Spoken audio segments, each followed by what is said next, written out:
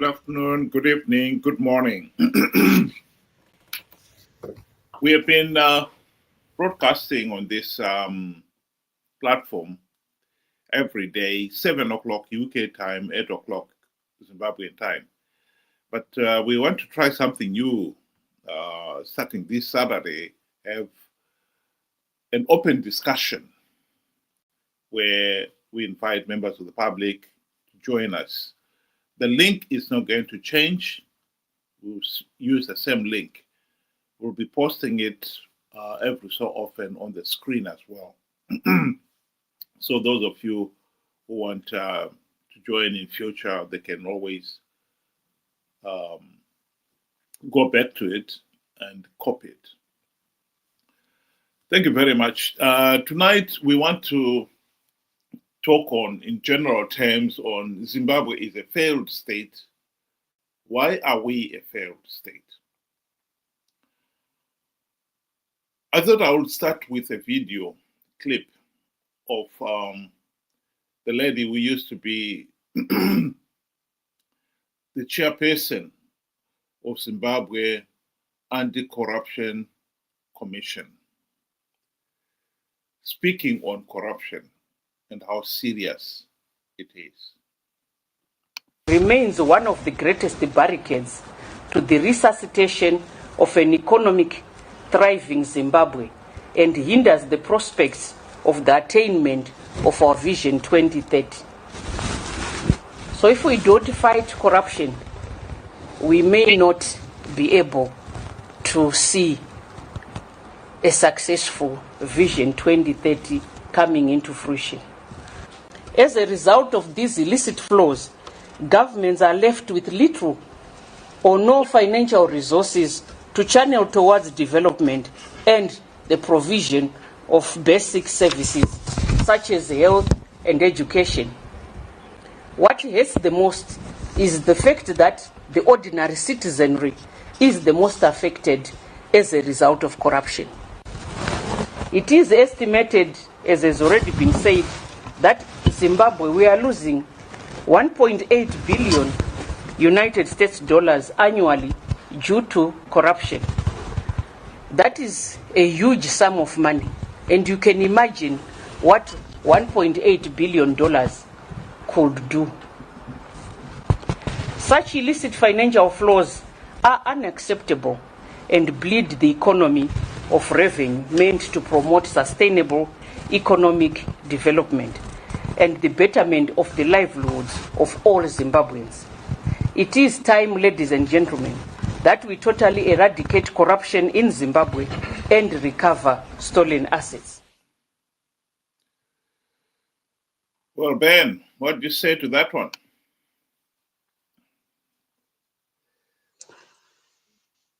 There's a big difference for me between saying and doing. And I think this is where our problem as Zimbabwe lies. We like to say so much, but do very, very little or nothing at all. There are so many symptoms that can be brought up and stated that this is the reason why Zimbabwe has failed. I mean, Zimbabwe has failed in almost all departments. So you can pick whether it be corruption, it could be,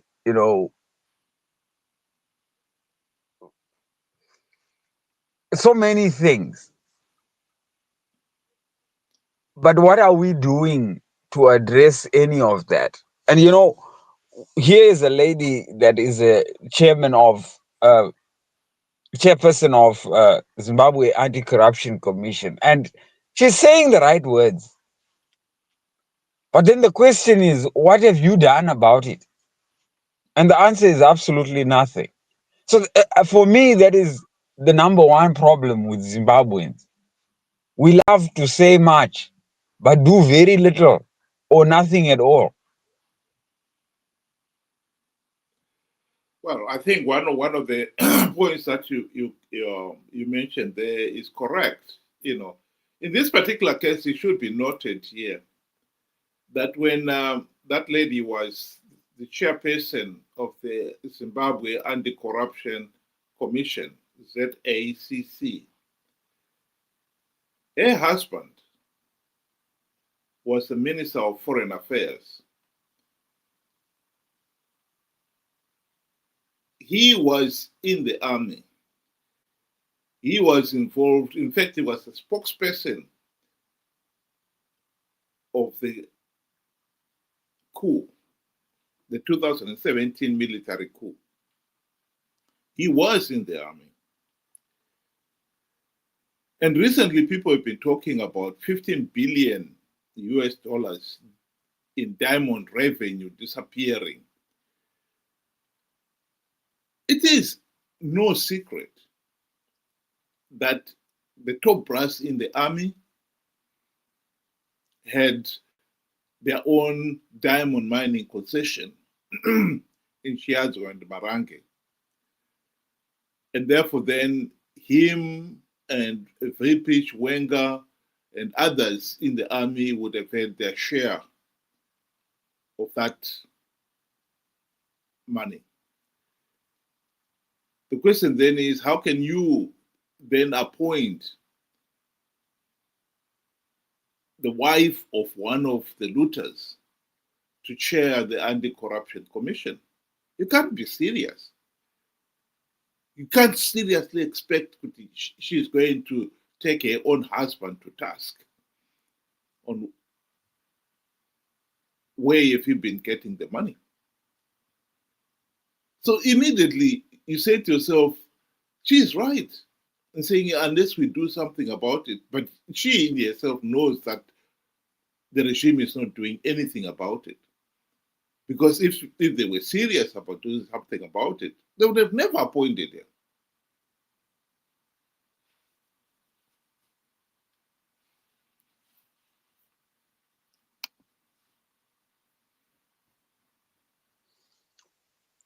You know, when you look at, for me, when you look at Zimbabwe, I think we're in a sorry place, and I don't see us actually coming out of this dark spot anytime soon, because at each turn, I mean, you can divide it into different categories. For example, within ZANU PF itself, the opposition and the people, the citizens, we know what is happening. You know, we have been told. I mean, a lot of organizations that care about our well-being have even went as far as making documentaries just to show Zimbabweans, hey guys, this is what is happening to your wealth, be it minerals or cash. This is what is happening. This is how it is being, you know, siphoned out of the country, how certain individuals are living large, you know. It came a documentary, for example, the Gold Mafia documentary. We spoke about it. Everybody, was quite upset. Just for the moment, within a week, everybody was back to normal. Oh, well, it's one of those things. It just shows that, it was a wasted effort by those that went through all the hassle to uncover such a very, very important discovery. What, again, the question is, what did we do about it? We just spoke about it in our small little circles and our small little WhatsApp groups, and we forgot about it. To me, it says a lot. And it says we are not ready. We don't want to come out. We are comfortable in this, black pocket that we are in. It's become a home. We have accepted it, and we are working, our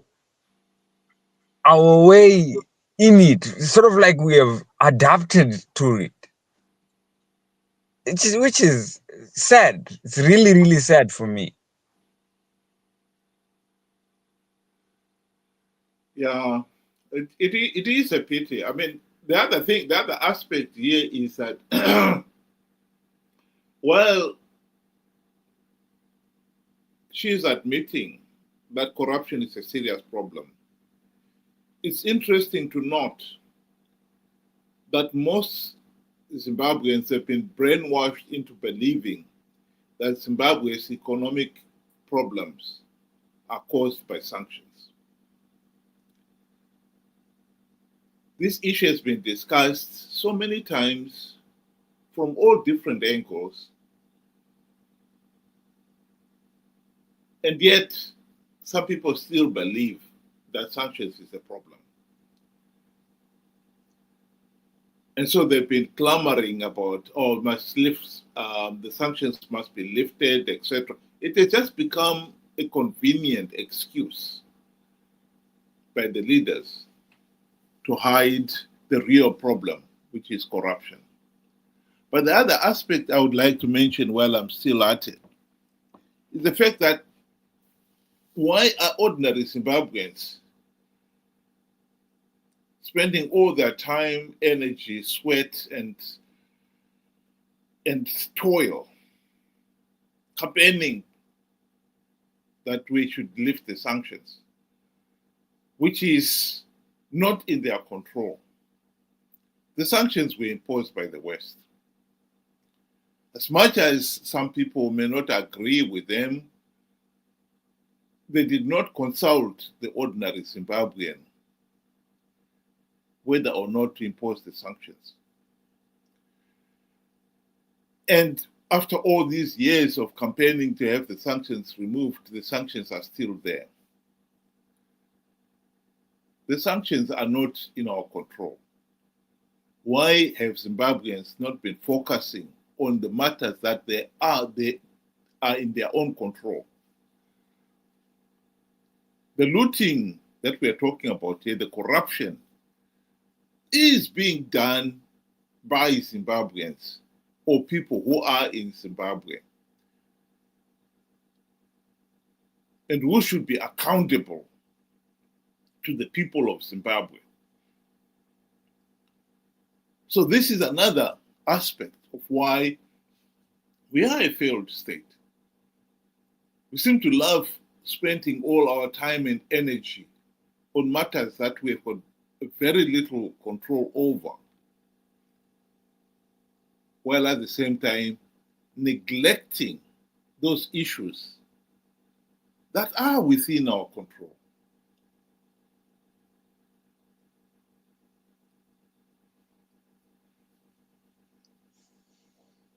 I was listening to outspoken Mr. Maponga during the week, and he said something that is quite eye opening and very true. That if you find out that you know you were just an ordinary guy or an ordinary person before you got into government, or got a ministerial job, and once you get that job and then you become a millionaire, questions should be asked. Because on a government salary, it is very, very difficult for you to become a millionaire. No matter if you are the Minister of Finance, I'm sure your money will not, your salary will not get you to that stage. But then now you find in Zimbabwe, almost all millionaires are within ZANU PF rank and fire. Some even ministers, some, MPs actually are millionaires. And then the question is, how much do you really earn a month to be getting to that status? That alone should just show that surely there is somewhere else that you are getting the money from. Our problem is that, again, is that we can have all this information, but then the question is, what are we doing about it? Which is nothing. The maximum we can do is discuss it around our circles when the story is just brought up. A few moments later or a few weeks later, it dies down. But again, we may talk about corruption, but corruption is really not the problem in Zimbabwe. It's a symptom. It's not the problem. In Shona we say, chichaita kuti musoro uteme. And I think personally, it comes down to good governance. We lack that. And the reason why we do not have good governance is because we have failed to hold free, fair, and credible elections. We have failed to provide ourselves with a government that is for the people and by the people. That is our problem. Well, I would have put it slightly differently.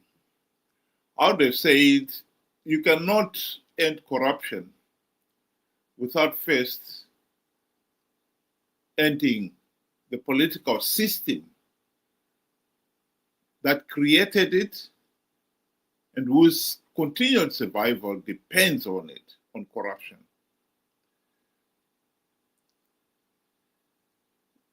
Whether people want to admit it or not, the truth of the matter is a regime like ZANU-PF is built on corruption.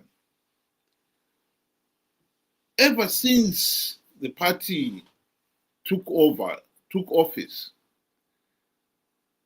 Mugabe has always tried to bribe those around him to buy their loyalty, something called political patronage.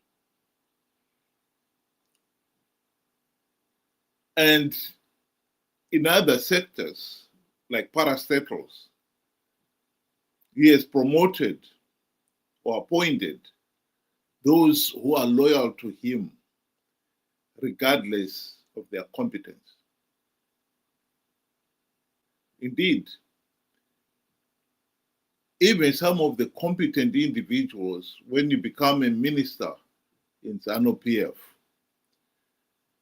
if you want to keep your job, you would tone down so that you do not appear to be outperforming the boss.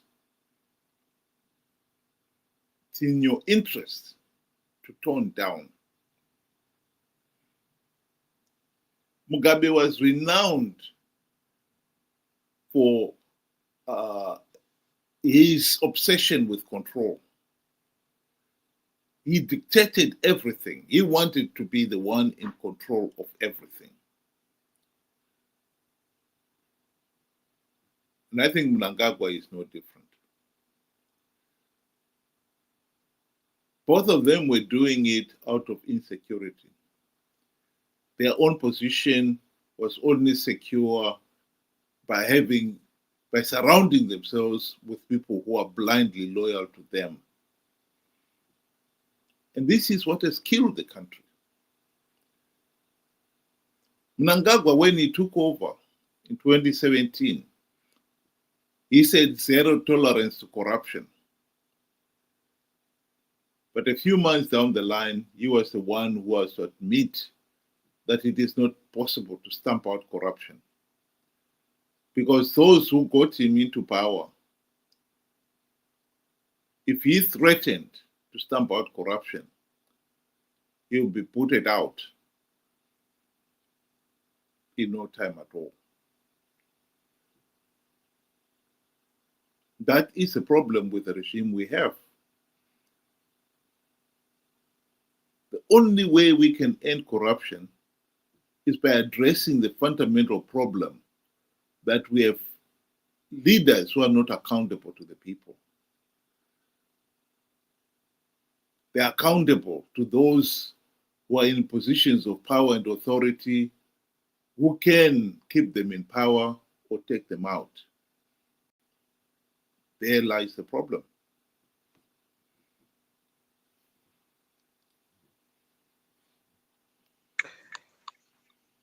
I personally would look at it in a slightly different way.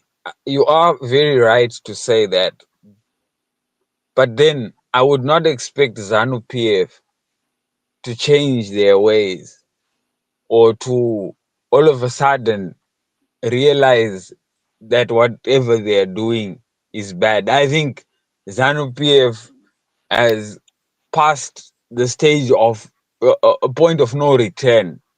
They're just done. It's who they are now. It is for us, the people, to do or to fix this mess by ourselves and for ourselves. But the problem here is, I look at the past, 2023 elections that we held, and different observer missions that came to observe our election and how we did our things, condemned the process. And everybody in Zimbabwe was pretty happy. SADC has taken a stance. SADC called for an extraordinary meeting. SADC is doing something. Everybody was very happy. And even when the report was being given, everybody was very happy.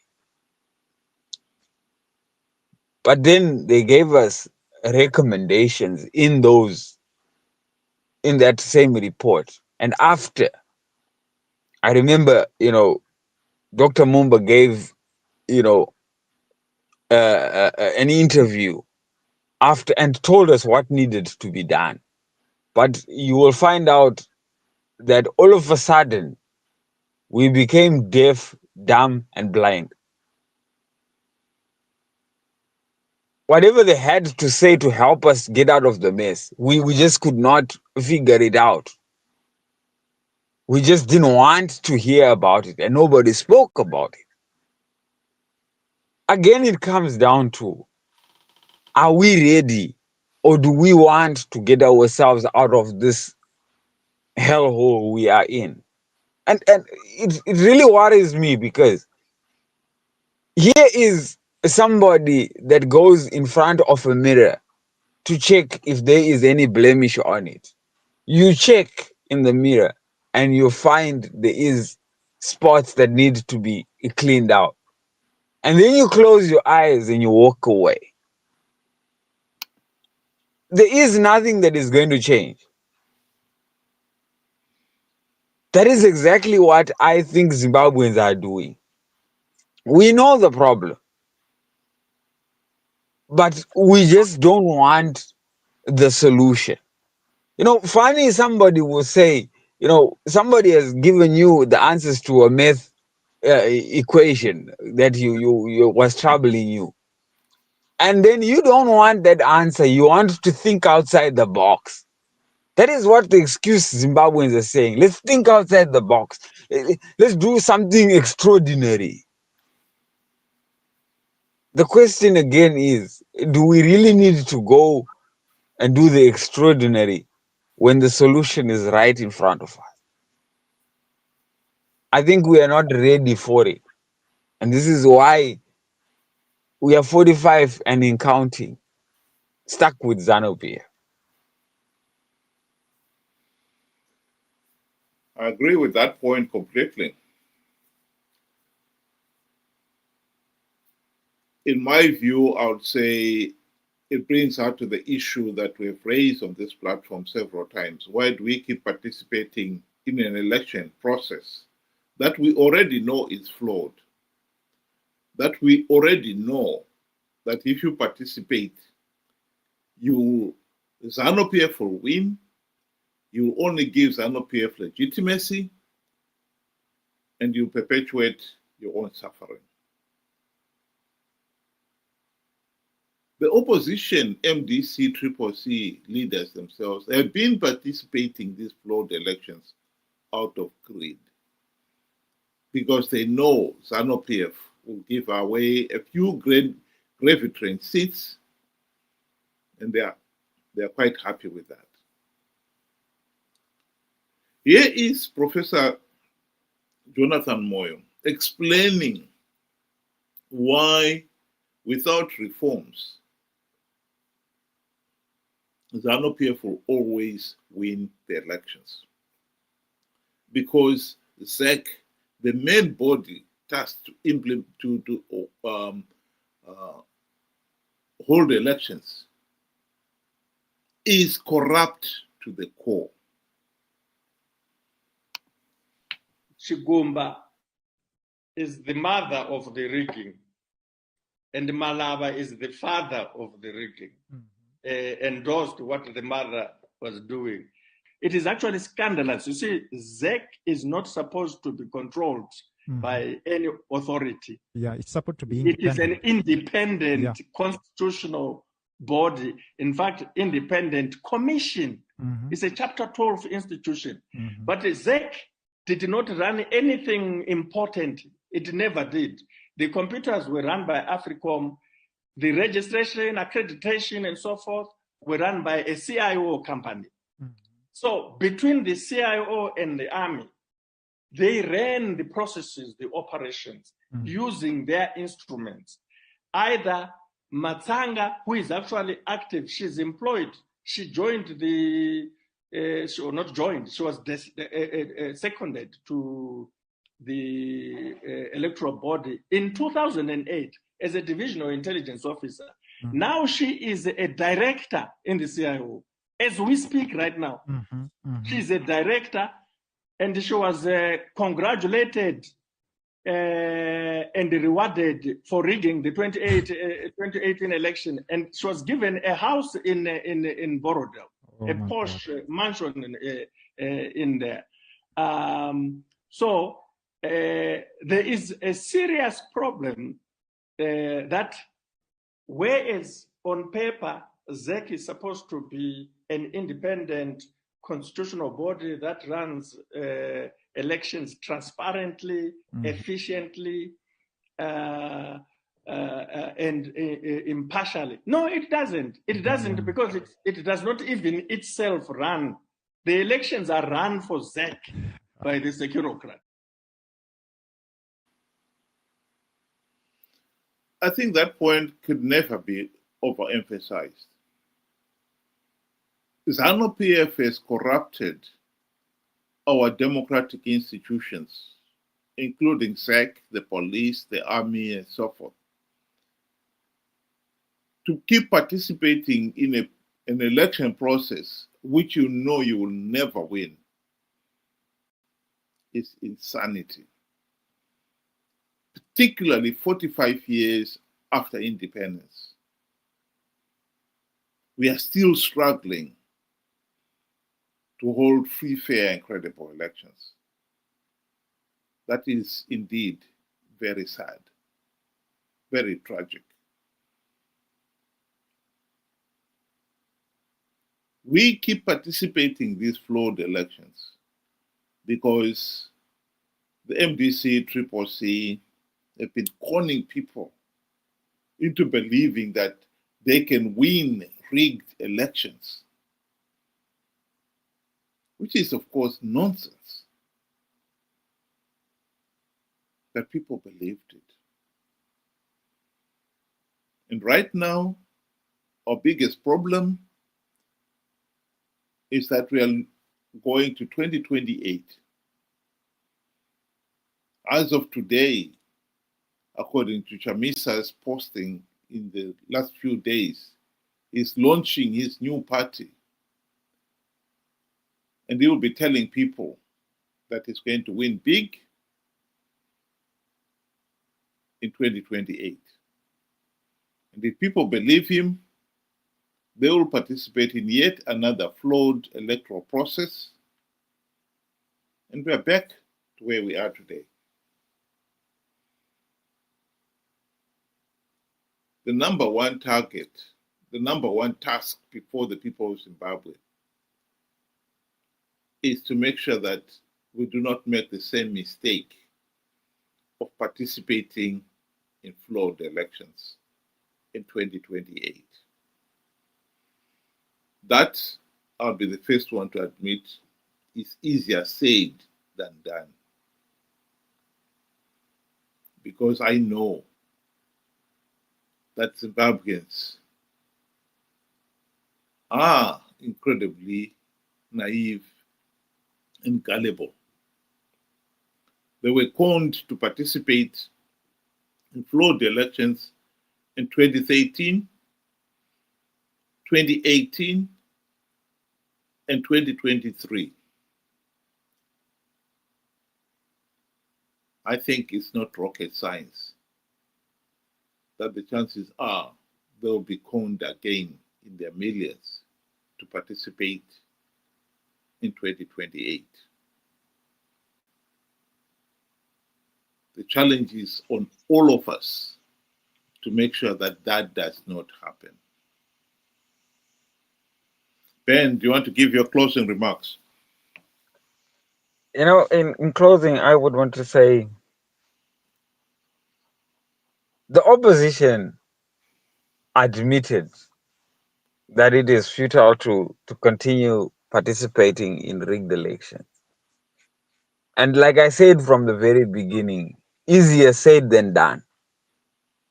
They acknowledge that the whole process is flawed. So flawed, the only logical step is to withdraw.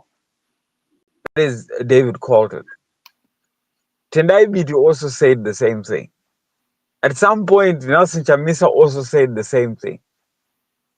Morgan Tsvangirai said the same thing, but they never stopped participating, knowing fully well ZANU-PF was going to rig and get away with it. And again, this week, you know, I was looking at the composition of ZEC. You know, I don't know if it is just our refusal to admit it or just us being silly. All the commissioners in ZEC are children of ZANU-PF top dogs. All of them. They even share the same name. It's not that we are looking for the cousin. No, they share the same name. And then my question is, if you really think that you can win rigged elections, do you think a child will go against their father or their mother?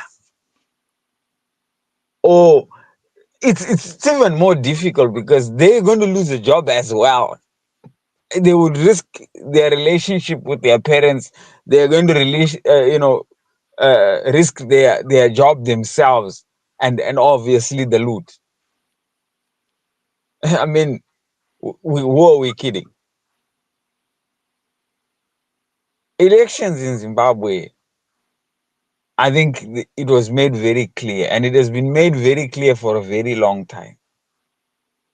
They are rigged.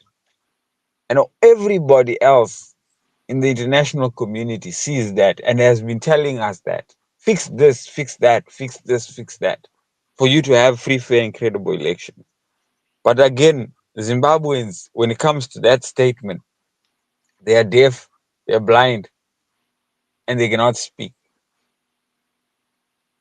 So now the question is, do we really want to fix our problem?